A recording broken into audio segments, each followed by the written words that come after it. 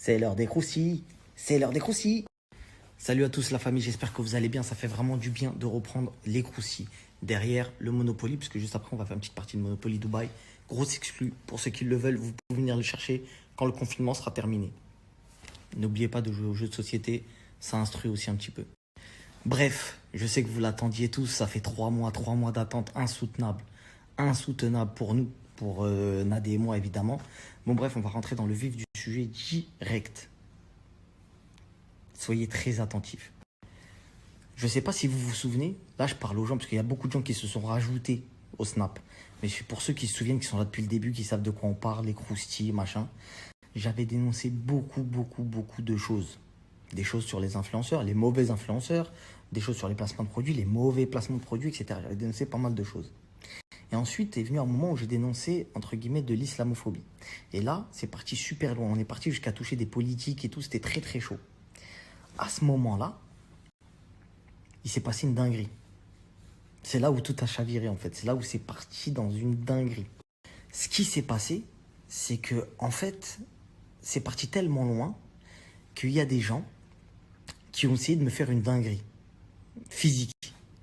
Ils sont venus, et là je vous parle sérieux, ils ont essayé vraiment de me nuire physiquement. Mais pas vite fait, pas genre... je parle d'un vrai truc frérot. Je parle d'un vrai truc. J'ai soulevé tellement de choses, je l'ai dit en plus. Je l'ai dit dans mon snap pour ceux qui s'en souviennent. Vous inquiétez pas, arrivé à un moment, c'est obligé que ça va sauter. Je vais arrêter, machin, ceci, cela. Faut pas mettre les pieds là où tu peux pas mettre les pieds. Et là, j'étais arrivé à un moment où j'avais mis les pieds dans un truc où j'avais pas pied. C'est-à-dire, je suis arrivé, j'ai voulu faire le fou. C'était chaud. Sauf que,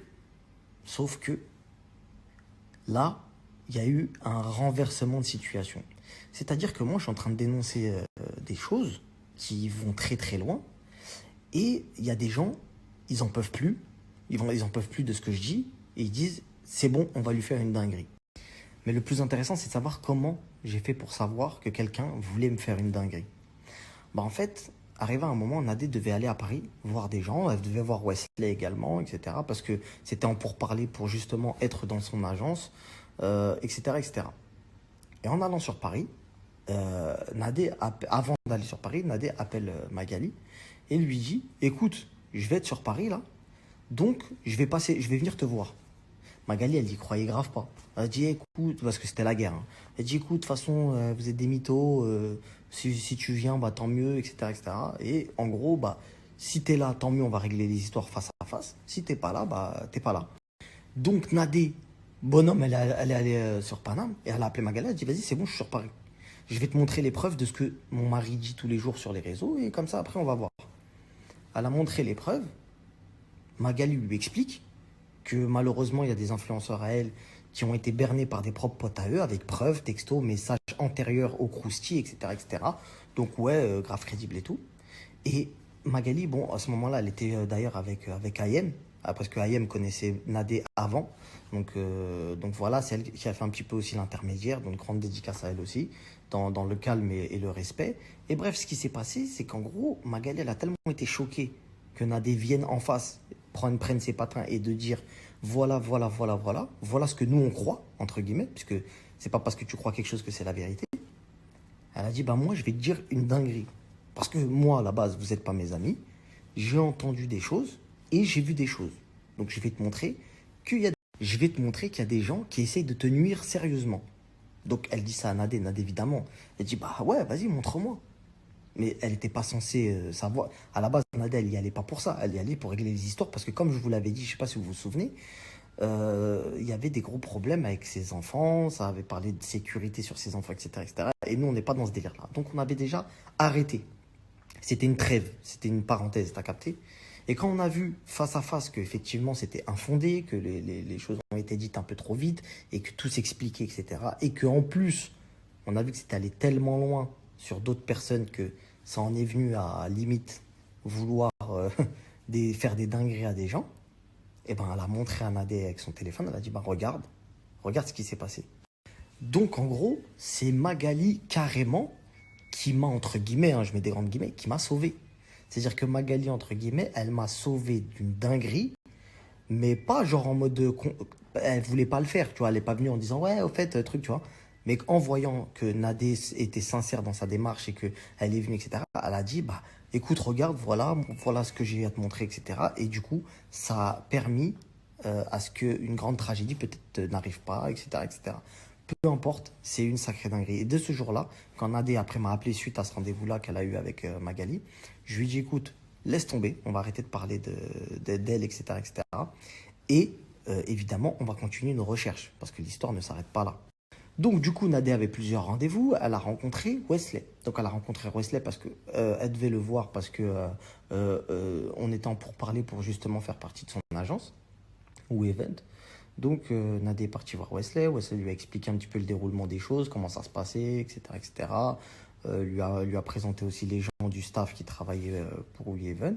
Et du coup, ça s'est très bien passé. Donc du coup, Nadé a fait d'une pierre plusieurs coups. Elle a vu beaucoup de gens sur Paris, etc. Et elle est revenue. Donc, arrivé à Dubaï, on a commencé à faire des placements de produits pour WeEvent. Et là, il y a des gens, parce que vous le saviez déjà depuis longtemps, je parlais déjà depuis très longtemps avec Wesley, dans le respect toujours. Et ce qui s'est passé, c'est que il y a des gens, des haters qui sont arrivés. T'as capté? Ils sont arrivés pour nuire à l'image des gens. Ils sont arrivés en mode copiage. T'as vu, moi j'avais fait Krusty Agency, Le Peuple, on avait fait des dingueries, on était vraiment avec un mouvement fédérateur, on était vraiment bien. Ils sont arrivés et faut pas le nier, les gens sur Internet préfèrent le sang que la propreté. Donc ils ont réussi. C'est toujours plus facile de détruire que de construire. Tu prends un marteau, tu dis casse une maison, tu vas y arriver facilement. Des fenêtres, etc. Je te dis vas-y, installe une fenêtre, tu vas en avoir pour une journée. Tu vois que tu captes. Donc bref, entre guillemets, ils sont venus pour tout détruire et ils ont réussi à leur échelle. Ils sont arrivés, ils ont dit voilà, de toutes les façons, tout ce qu'ils voulaient, c'était faire des placements de produits, tout ce qu'ils voulaient, c'est ceci, cela, machin, nan. Ils ont fait leur rôle de haters. Mais là où vous devez savoir la vérité, c'est que nous, on était en train de poster, placement de produits classique, etc. Et que ce haters-là, parce que ça y est, c'est fini, je ne donnerai plus jamais de son blaze, etc., etc. Ce haters-là, il a appelé la personne qui s'occupe de faire les placements de produits, qui est Wesley. Il l'a appelé, il lui a dit écoute, voilà, moi je veux plus, vous voyez de qui je parle, je veux plus que Nadé et Marc postent. C'est comme ça. Je veux plus que Nadé, lui aussi s'en est vanté, je veux plus que Nadé et Marc postent, etc., etc. Donc là, il y a deux solutions. Le mec, il est carrément fou pour dire à quelqu'un. Nous, on est sous contrat. Donc, je t'explique. Nous, on est sous contrat. Un contrat, c'est très simple. On n'est pas en train de parler de salle de mariage au black où tu payes pas tes impôts. On est en train de parler d'un truc concret et sérieux. Donc, en fait, toi, tu as de l'autre côté un patron d'entreprise qui a signé un contrat avec deux personnes proprement, etc. Et tu viens leur dire à toi, ouais, écoute, si tu veux pas que je parle de telle et telle personne, eh ben, tu les fais pas poster. Eh ben, voilà la vérité. De l'autre côté, nous, étant sous contrat, eh ben, on a eu 3 mois, 2 mois et 2 mois, 3 quarts, 2 mois, 3 quarts, une carte blanche pour démontrer que cette personne-là était un menteur. C'est-à-dire, on a ramé, on a dû montrer par A plus B, prouver, etc., etc. Mais nous étions toujours sous contrat et notre contrat était honoré de la part de cette grande entreprise qui est très sérieuse. Est-ce que vous suivez? C'est-à-dire qu'il y a un hater, s'il vient, il dit voilà, si tu veux, il dit au patron, ouais, vu que je te connais, vas-y, s'il te plaît, fais-les pas poster. De l'autre côté, le patron m'appelle, allô, Kemar, écoute, frérot, t'inquiète pas, ton contrat, il est là, il bouge pas, fais ta guéguerre avec lui, il va arrêter de parler, etc. C'est un petit, laisse-le croire ce qu'il veut, etc. T'inquiète, t'inquiète. Moi, évidemment, j'ai expliqué à tout le monde que ça me dérangeait absolument pas de rentrer, entre guillemets, dans des polémiques. Il y a beaucoup de gens qui m'ont dit, mais frérot, pourquoi tu lui réponds? Pourquoi c'est... Voilà pourquoi. Vous vouliez la réponse? Voilà pourquoi je répondais à cette personne. Parce que arrivé à un moment, moi, mon taf, c'était ça.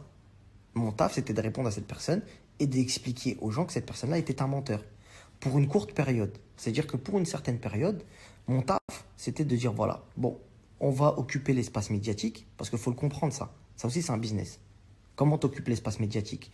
Quand Kim, il n'y a pas longtemps, elle vous a dit ouais, vous êtes là, truc, mais moi je fais encore plus de vues et du coup vous me donnez encore plus d'argent. Elle a raison.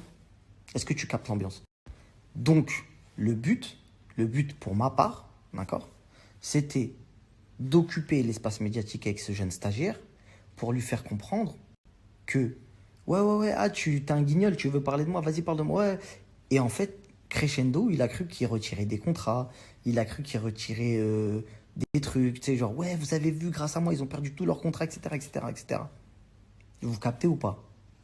Lui, il s'en est vanté. Et moi, je pouvais pas parler. Parce que moi, dans ma tête, je me dis, le soir, je me dis, mais Miskin, s'il savait.